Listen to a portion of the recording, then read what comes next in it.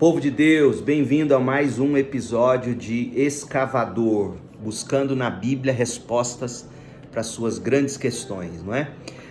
Lembre-se de compartilhar esse vídeo e de deixar perguntas, as próximas, que nós iremos buscar responder todas elas, tá bom? A pergunta de hoje é sobre o arrebatamento. Como será o arrebatamento?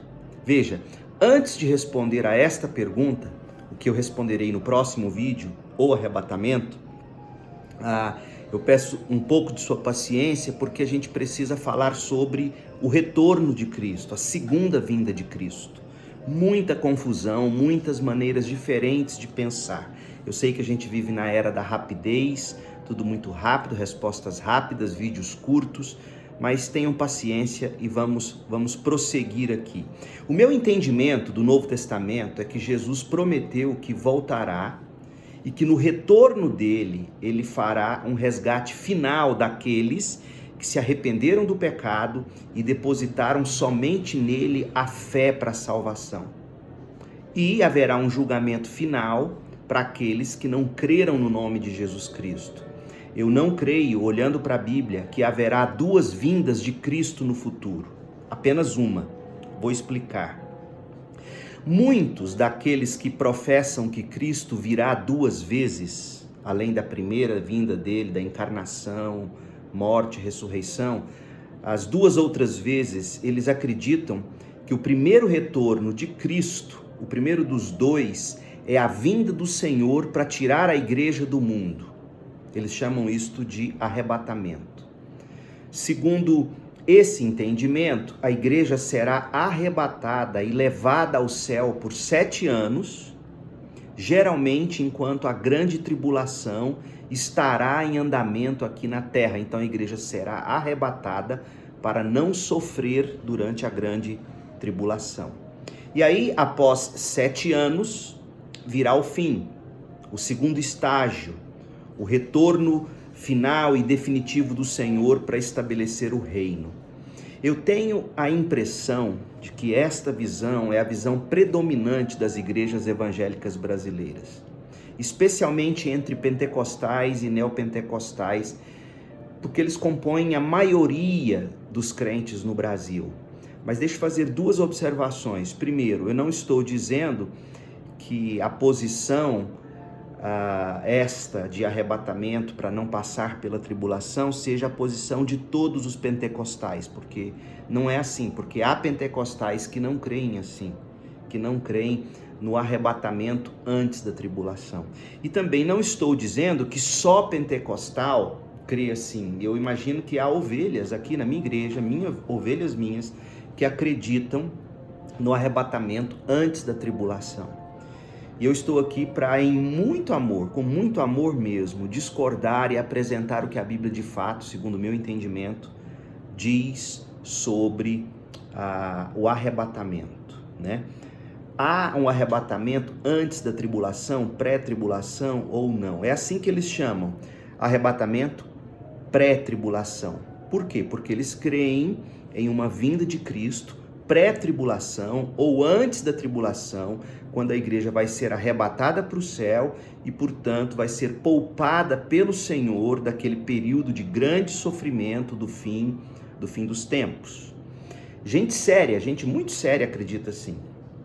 Mas em amor eu vou dizer que discordo e apresentarei meus argumentos. Gente, quanto mais eu estudo a Bíblia sobre esse assunto, aumenta ainda mais a minha dificuldade em enxergar as duas vindas de Cristo no futuro. Por exemplo, talvez o texto mais utilizado para se justificar esse arrebatamento pré-tribulação seja Apocalipse 3:10, que diz assim, vou ler para vocês, e eu quero que você preste atenção para ver se de fato seria isso que esse texto está dizendo. Apocalipse 3:10, porque obedeceu a minha ordem para perseverar, eu o protegerei do grande tempo de provação que virá sobre todo o mundo para pôr à prova os habitantes da terra. Em outras palavras, acredita-se que esse versículo ensina que os cristãos serão arrebatados do mundo antes que Deus despeje uma grande tribulação, uma grande provação, uma grande tentação sobre o mundo. Eu te pergunto, será mesmo? Eu entendo que não. A promessa de Deus, de que Ele irá nos proteger da hora da provação, parece não significar que nós seremos tirados do mundo. Aliás, Jesus orou assim, não peço que os tire do mundo, mas que os livre do mal. Que mal? O mal de perder a fé em meio ao sofrimento. Então, parece que o que de fato acontecerá e acontece é que o Senhor nos protegerá, Ele protegerá a nossa fé, Ele nos guardará em segurança, nos livrará da apostasia por causa do sofrimento. Olha o que diz 1 de Pedro 4, versículo 12.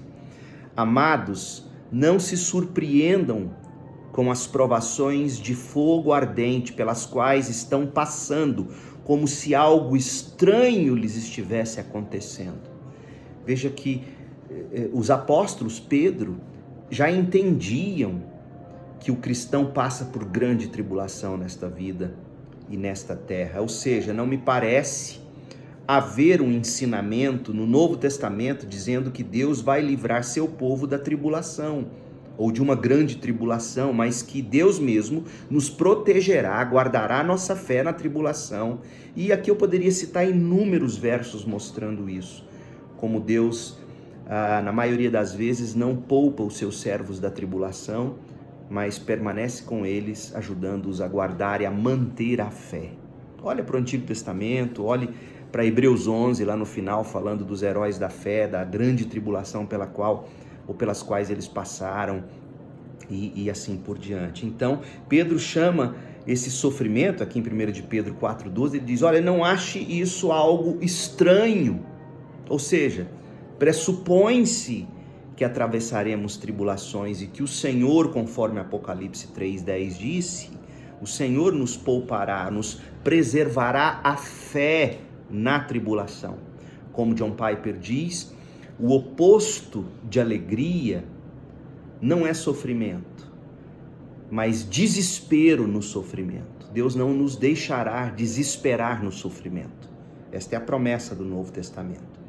Agora, essa não é uma resposta boa o bastante para minha interpretação, apenas esses versículos. As passagens que resolvem para mim a questão estão lá em 2 Tessalonicenses 1 e 2 Tessalonicenses 2. Ambos os capítulos falam sobre a vida do Senhor ou a vinda de Jesus, a segunda vinda dele, de uma maneira que faz das duas vindas de Cristo, uma para arrebatar a igreja, como se crê, e uma depois para julgar o mundo. Parece que 2 Tessalonicenses 1 e 2 dizem que essa será uma única e mesma vinda do Senhor. Primeiro texto, veja 2 Tessalonicenses 1, de 6 a 8. Veja como Paulo trata a vinda de Cristo para dar alívio aos cristãos e a vinda para despejar ainda mais aflição sobre os incrédulos como uma única vinda. Tanto alívio para crentes como para aflição dos incrédulos. Uma mesma vinda. 2 Tessalonicenses 1, de 6 a 8. Em sua justiça, Deus pagará com aflição aqueles que afligem vocês. E Deus concederá descanso a vocês que são afligidos e também a nós, na revelação do Senhor Jesus, quando ele vier do céu, virá com seus anjos poderosos em chama de fogo e assim por diante. Paulo está dizendo que nesta mesma vinda, Deus tanto consolará os crentes, como pagará com justiça, afligindo os incrédulos. Esse é o ensino, uma única vinda. Continuaremos no próximo vídeo.